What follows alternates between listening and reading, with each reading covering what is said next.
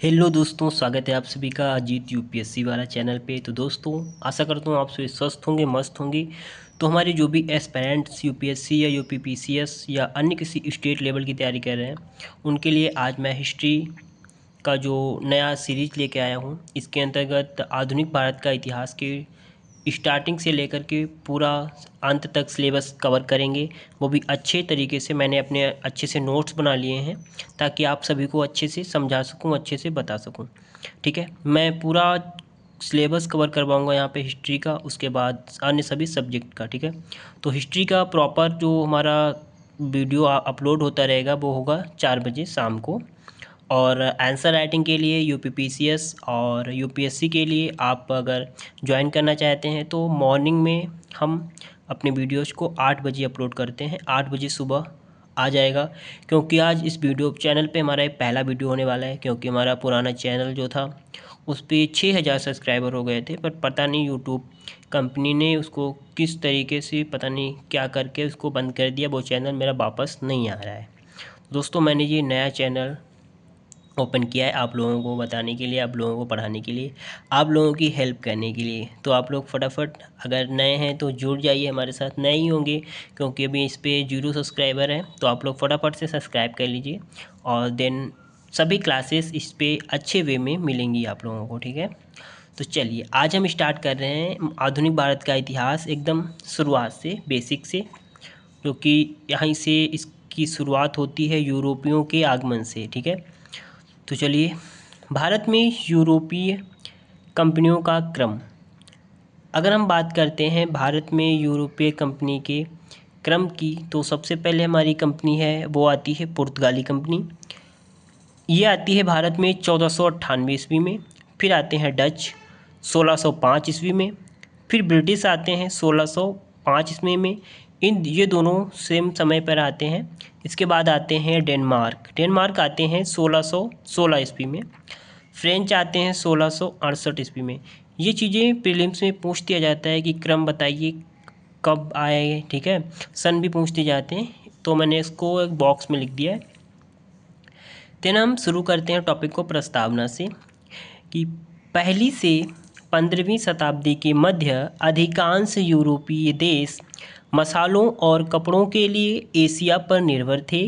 यह व्यापार निम्नलिखित रास्तों से होता हुआ जाता आता था। ठीक है, जैसे कि कौन सा रास्ता ये होता था हमारा, ये इसके अंदर हमने हाईलाइट कर दिया है। भूमध्य सागर, उसके बाद भूमध्य सागर के बाद में लाल सागर पड़ता था, देन अरब सागर से होते हुए ये व्यापार चलता था।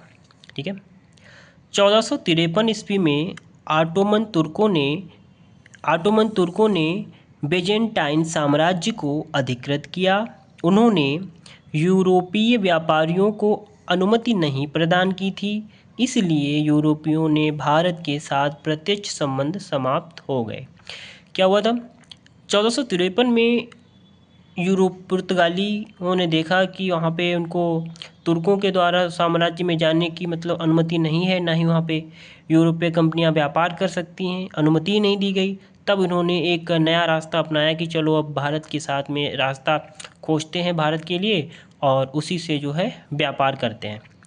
तब 1486 ईस्वी में बी डियाज ने भारत के मार्ग को प्राप्त करना प्रारंभ किया।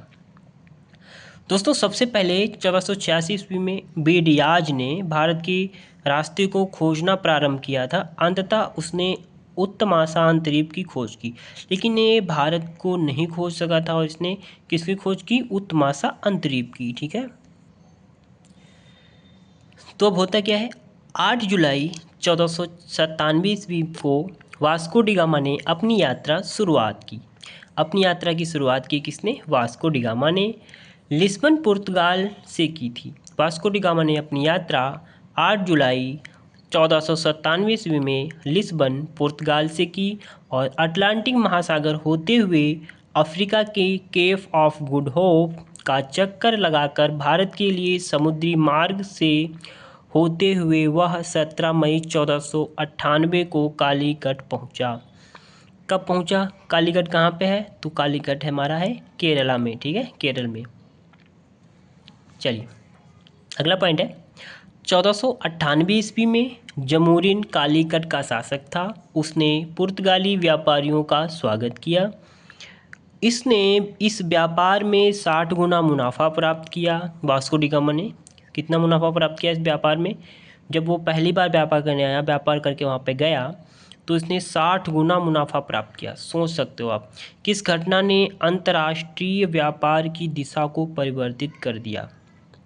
जैसे कि अगर ये यहाँ पे कोई भी चीज़ मान के चलिए 1 रुपये की लेके गया, तो उसका 6 गुना यानी कि 6 रुपये में वहाँ पे बेचा, 60 गुना मुनाफा प्राप्त किया।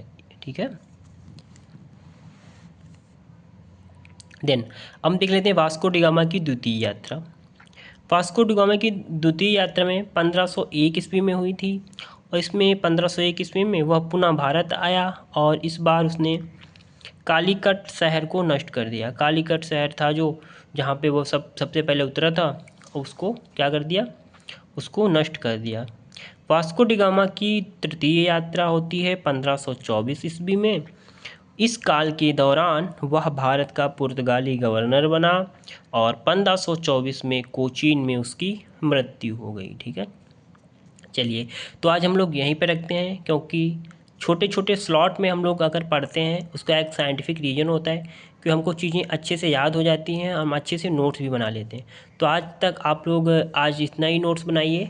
देन हम कल से स्टार्ट करेंगे नेक्स्ट वीडियो में भारत में महत्वपूर्ण पुर्तगाली राज्यपाल कौन कौन से बारी बारी आया, उनका टोटल विवरण। ठीक है, नेक्स्ट वीडियो में।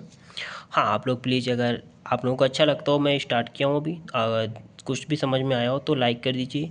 देन मैं सेकेंड पार्ट लेकर आऊँगा अच्छे से। और हाँ, आप लोगों को अगर PDF चाहिए तो कमेंट बॉक्स में कमेंट कर दीजिए, मैं आपको प्रोवाइड करा दूँगा। Thank you so much.